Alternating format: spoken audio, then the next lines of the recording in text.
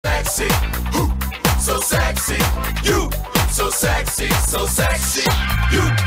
Sino siya? Ang bangis niyang gumiling, ang bangis niyang gumiling, ang bangis niyang Sino siya? Sino pa ba? Ang pigilin Ang katulad mo, ka. masipag, mahigpit ang pangangailangan.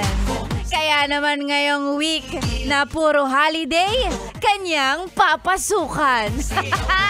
Sexy Mega na po ang inyong kasama. Ang mabangis, manikis, manipis, makinis, masarap ikis. Amoy baby. Wow!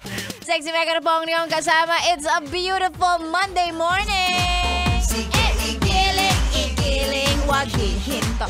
Ay nako, alam mo, nakaka-beautiful talaga ng mood pag lalabas ka. Tapos yung usual na rush hour na ine-expect mo pag Monday, wala. Diba? Wala kang kaagaw sa terminal, wala kang katulad mo na, alam mo yun, yung nagkukumahog, naghahanap ng masasakyan. Ang saya! Ang saya kapag holiday. Ha? Walang tao. Hindi ka mahirapan mag-commute. Maluwag ang kalsada. Sana every Monday, holiday. Diba? O, bukod sa maluwag, syempre, andyan yung tinatawag nating double pay, no? Ang empleyadong mahigpit ang pangangailangan, sa double pay kakapit yan. Mas gugustuhin na lang pumasok sa opisina, ha? Oo, ganun talaga. Syempre, sayang naman diba? Sayang naman yung double pay. Kung wala ka namang gagawin sa bahay, tutunganga ka lang, di pasok ka na, diba? Ganun. O, yan bago ang lahat, mag-good morning muna tayo sa mga best natin. Kanino tayo mag-good morning ngayong Monday? Of course, mag-good morning tayo sa mga best natin na boboto ngayong araw ng Lunes. Ngayon po ay barangay elections, no? Barangay and SK elections. Baka magtaka ka, bakit nga ba holiday today? Hindi ko alam kung bakit hindi mo alam, ha? Napaka out of touch. Oo, ngayon ang barangay and SK elections. So, of course, yung usual, no, laging pinapaalala ni Sexy Megan pagka ganitong panahon ng eleksyon. Kaya eleksyon ng barangay, SK, senatorial, presidential, always vote wisely. Oo. Kung walang nag-abot sa'yo, di pumili ka ng nararapat. Kapag kami natanggap kang 500 sa bigas, di syempre yun iboto mo. Charot! Oy, joke lang. Oo. Baka seryosohin ng iba dyan. Nako, hindi. Syempre, joke ko lang naman yan.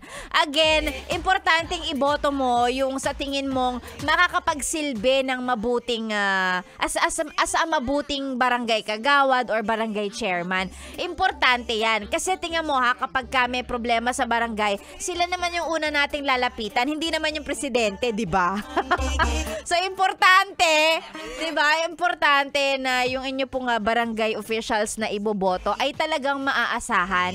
Kasi sila yung automatic na nandyan. Mas madaling lapitan, diba? So, make sure na talagang gagawa, magtatrabaho yan. Diba? O, ganun. Walang kumbaga yung klase ng opisyal, ganun. Klase ng naninilbihan sa bahay. Bakit sa bahay? Sa bayan na walang ibang hangad, no? Oo, walang ibang agenda. Walang masamang tawag dito, walang layunin na pangsarili lamang. Well, of course, mahirap naman talagang malaman 'yon, pero kilatisin pong mabuti. Lagi naman nating sinasabi 'yan, 'di ba? Oo. So ayun, yun lang ang masasabi ni Sexy Mega na bumoto ng tama. Yan. At sana yung mga nararapat ang manalo sa inyo pong barangay. Na? Alam niyo na yan. Sexy Mega na po ang inyong kasama. Dami ko na namang daldal. Welcome sa radio show ninyong walang title pero may beautiful DJ at may hatid na topic for today. Kung ano man ang ating topic, mamaya yan ibibigay ko. Pero sa ngayon, stay put ka lang muna habang pinag-iisipan mo kung sino nga bang iboboto mo mamaya. Oo, tamang pampasayaw, pampagising lang ngayong Monday holiday because it's election day. Sexy Mega na po ang niyong kasama dito sa stasyong nakakayang, nakaka-fresh 101.1. Yes, the best. Good morning!